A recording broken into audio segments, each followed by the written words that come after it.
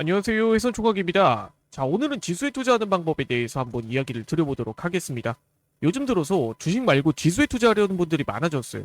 그 이유는 머리 아프게 내가 종목들을 분석하고 어떤 종목이 어떤 산업이 어떠한 이슈를 가지고 있는지 이런 부분들을 하나하나 공부하는 것보다 그냥 성장하는 지수에 투자를 하는 게 더 올바른 방법이다. 이렇게 생각하시는 분들이 많아졌기 때문이에요.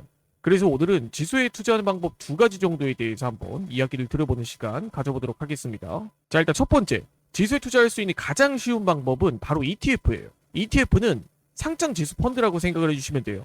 주식과 펀드의 중간 지점이라고 봐주시면 됩니다. 즉, 주식처럼 우리가 사고 팔고 거래할 수 있는 펀드를 ETF라고 이야기를 해요. 우리가 종목들을 보시면 타이거, 플러스, 에이스, 코덱스 이런 이름들이 붙은 미국 나스닥 지수 이런 지수들을 많이 보셨을 겁니다. 간단하게 말씀드려서 앞에 붙어 있는 거는 운용사의 브랜드 명이에요. 타이거면 삼성, 아니면 미래에셋 이런 형식으로요. 그리고 뒤에 붙은 이름은 종목 명입니다.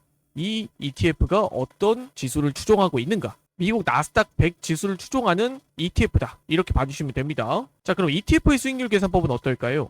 굉장히 간단해요. 주식하고 계산하는 방법이 똑같습니다. 100만원 투자 시 만약에 내가 10%의 수익을 봤다 라고 한다면 10만원 수익인 거죠. 반대로 100만원 투자 시 만약에 10%의 손실을 봤다 라고 한다면 10만원의 손실인 개념입니다. 주식하고 똑같아요. 내가 투자한 금액 대비해서 이 ETF가 얼마나 올랐는가에 따라서 손익이 발생이 되는 거예요. 자, 그런데 ETF는 주식하고의 차이점이 한 가지가 있어요. 바로 ETF도 결국 펀드다 보니까 보유하고 있을 때 운용수수료가 발생을 해요. ETF의 경우는 운용수수료도 0.7%, 연에 0.7%씩 발생을 합니다. 그렇기 때문에 여러분들이 만약에 ETF를 10년 동안 보유를 하고 있었다라고 하면 대략적으로 한 7% 정도 발생을 한다라고 봐주시면 돼요. 자, 그러면은 두 번째, 지수에 투자할 수 있는 방법은 뭐가 있냐? 바로 해외 선물이에요.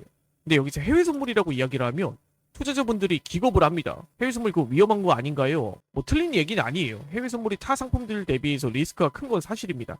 그런데 우리가 여기서 레버리지 효과라는 것도 봐야죠. 우리가 예를 들어 주식을 살 때도 삼성전자에 1000만원을 투자하지만 소형주에는 100만원을 투자하듯이 여러분들이 해외 선물 투자에서 똑같이 투자 자금을 몰빵하는 개념이 아니라 일부 금액을 나눠서 시장 상황에 맞게 투자해야 되는 것도 생각을 하셔야 된다는 거예요. 그렇기 때문에 여러분들이 만약에 1000만원 정도의 금액을 운용하고 있다라고 한다면 해외 선물 같은 경우에는 200만원에서 300만원 정도 혹은 100만원에서 200만원 정도로 여러분들이 이제 상품도 분할을 할 줄 아셔야 된다는 겁니다. 결국 주식하고 다르게 이제 ETF든 해외 선물이든 결국에는 대체 상품이다 보니까 ETF는 안전하고 해외 선물은 위험하다. 이건 잘못된 개념이라는 거예요. 반대로 지수가 떨어질 때는 해외 선물과 같은 대체 투자 상품으로 100만원, 200만원 투자한 금액이 오히려 이 원금을 지키는 그런 해칭 효과도 가지고 있기 때문이에요.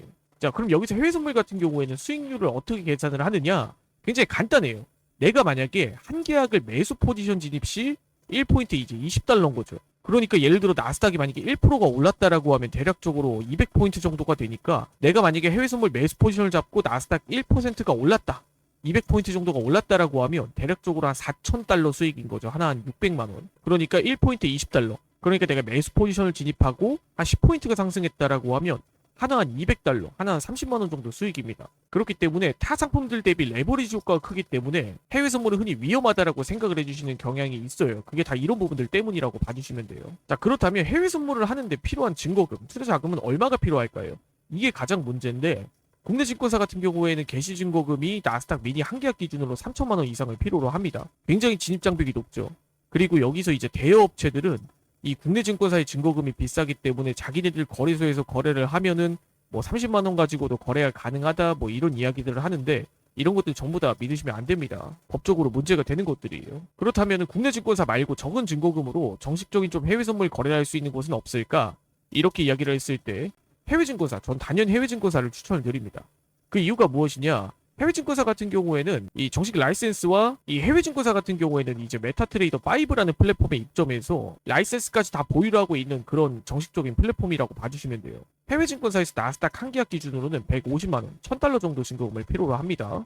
나스닥 0.1계약 경우도 15만원, 한 100달러 정도의 증거금을 필요로 하고요. 그리고 해외 증권사의 최대 장점은 이 부분이에요. 나스닥 최소 증거금 0.01 계약 기준으로 15,000원부터도 해외 선물 거래가 가능하기 때문에 여러분들이 해외 선물 거래를 하는데 난 진짜 초보자다, 해외 선물 한번 해보고 싶은데 국내 증권사에서 큰 금액 가지고 못하겠다 하시는 분들은 차라리 해외 증권사를 이용하세요. 어디 이상한 뭐 30만원짜리 뭐 내 돈 돌려받지도 못하는 대여 계좌를 이용하실 게 아니라. 그리고 그런 부분들이 좀 궁금하신 분들은 차라리 해손총각에게 문의를 주세요. 해손총각 같은 경우에는 투자자산 운용사 보유를 하고 있는, 즉 펀드 매니저 자격을 보유하고 있는 사람이기 때문에 여러분들에게 이러한 상담을 할 수 있는 자격 정도는 충분하다라고 봅니다. 그래서 어디 가서 여러분들이 괜히 이상하게 불법 대여업체 이용하지 마시고 차라리 해손총각에게 문의를 달라는 거예요. 전 적어도 여러분들에게 그런 말할 자격 정도는 있는 사람이니까. 자, 오늘 여기까지 지수에 투자할 수 있는 두 가지 방법에 대해서 알아봤어요. 해외 증권사 계좌 개설 혹은 메타트레이더 관련 문의사항은 아래 더보기란에 있는 고익센터 혹은 해외 증권사 셀프 계좌 개설 영상을 참조해 주시기 바라겠습니다. 지금까지 해손총각이었습니다. 영상을 시청해 주셔서 감사드립니다.